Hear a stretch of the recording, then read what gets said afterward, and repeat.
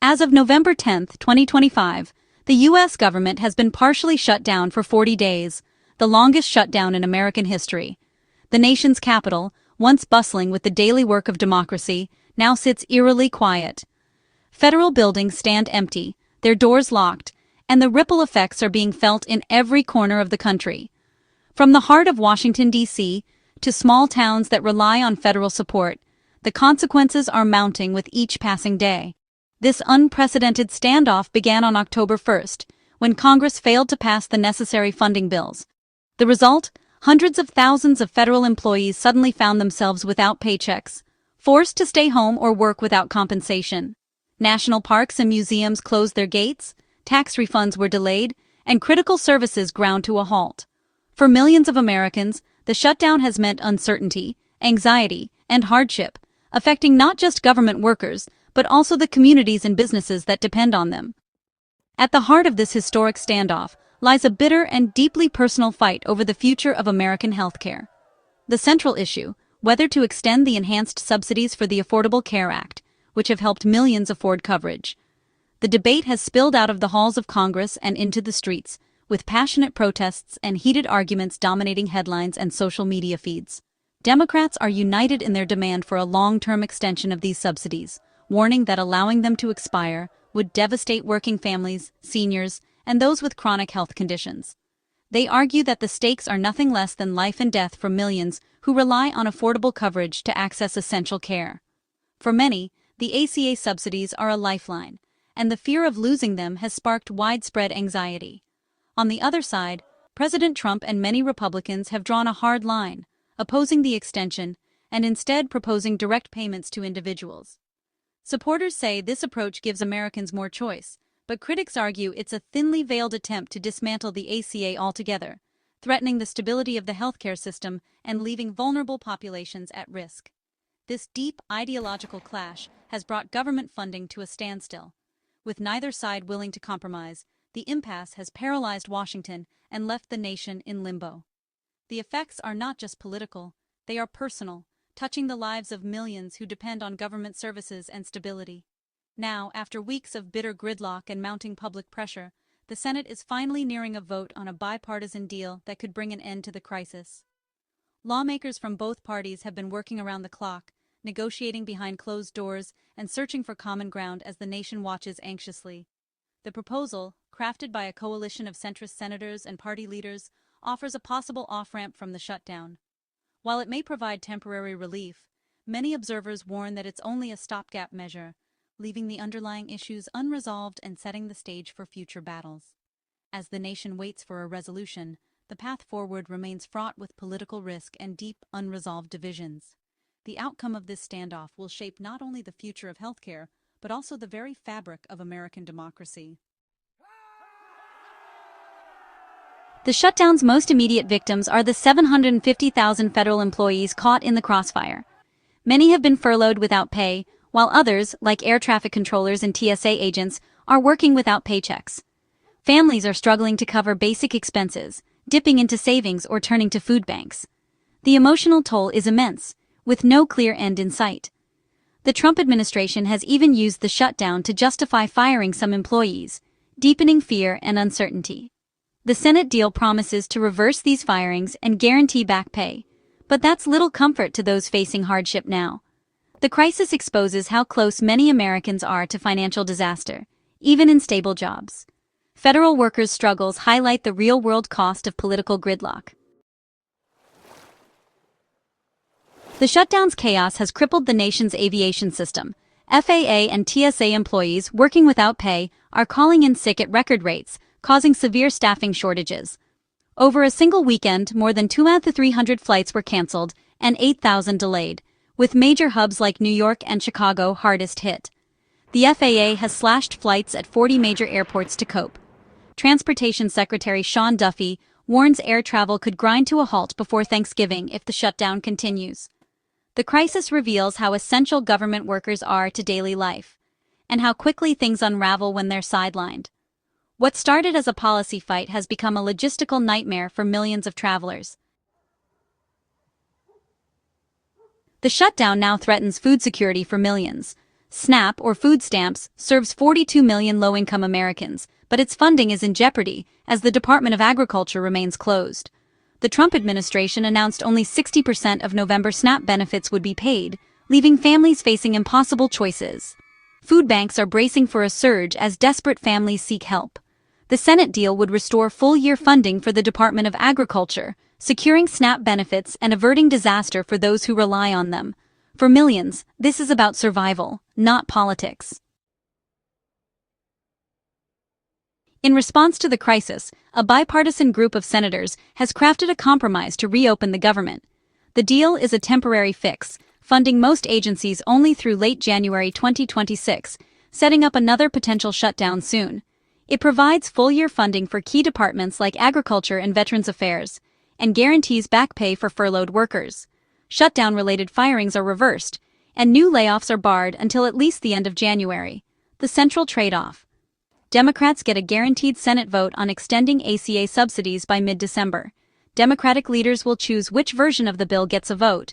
The deal is a ceasefire, not a solution, reopening government now in exchange for a future healthcare debate. The underlying conflict remains unresolved.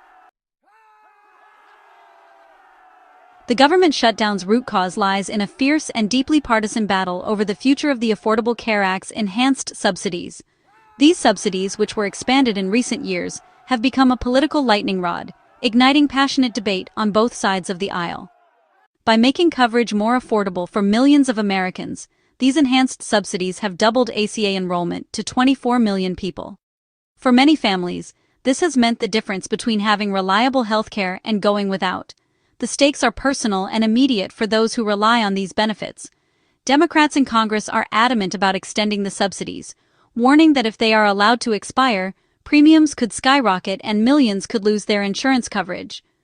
They argue that the health and financial security of countless Americans hangs in the balance, and that the government has a responsibility to protect these gains. On the other side, President Trump and Republican leaders are pushing to replace the subsidies with direct payments to individuals. They claim this approach would give people more choice and control, but critics warn it would effectively gut the ACA, unraveling the protections and affordability it provides. The Senate's latest deal is a temporary fix.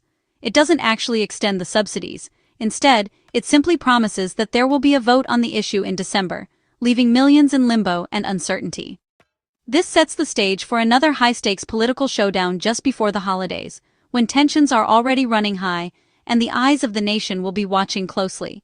Democrats are counting on public pressure to force an extension of the subsidies, mobilizing supporters and advocacy groups to make their voices heard. Meanwhile, Republicans are determined to advance their alternative vision or block any extension, seeing this as a pivotal moment to reshape healthcare policy. While the shutdown may come to an end, the fight over healthcare is far from over. The outcome will have lasting consequences for millions of Americans, and for the future of the nation's healthcare system. The most fragile element of the Senate deal is the promise of a future vote, a promise that could easily be broken or delayed, leaving the fate of the subsidies uncertain. As the debate rages on, one thing is clear: the war over healthcare policy will continue to define Washington's most bitter and consequential battles for months, if not years, to come. The deal has split both parties. Centrist senators and Republican leaders like John Thune and Susan Collins support it, arguing the damage from the shutdown is too great to continue. They see the compromise as a necessary step to restore government services and pay federal workers. Progressive Democrats, including Bernie Sanders and Richard Blumenthal, denounce the deal as a capitulation, calling the promise of a future vote on healthcare an empty gesture. Many House Democrats are skeptical, demanding a firm guarantee on subsidies now, not just a procedural vote. House Minority Leader Hakeem Jeffries has voiced strong reservations, reflecting deep mistrust. The biggest obstacle is whether enough progressives will support the deal to get it through Congress. The deal's fate is anything but certain. Even with a deal on the table, ending the government shutdown is far from straightforward. Lawmakers must navigate a complex and often unpredictable legislative minefield, where every step is fraught with political risk and uncertainty. The process is not just about passing a bill. It's about overcoming deep divisions and long-standing mistrust between parties, and even within them. The first major hurdle is in the Senate, where a cloture vote is required to move the bill forward. This vote demands a supermajority of 60 senators, a threshold that's difficult to reach even when there's broad agreement. In today's polarized climate, securing those votes often means intense negotiations, last-minute concessions, and sometimes unexpected defections. If the Senate manages to clear this obstacle, the bill heads to the House of Representatives.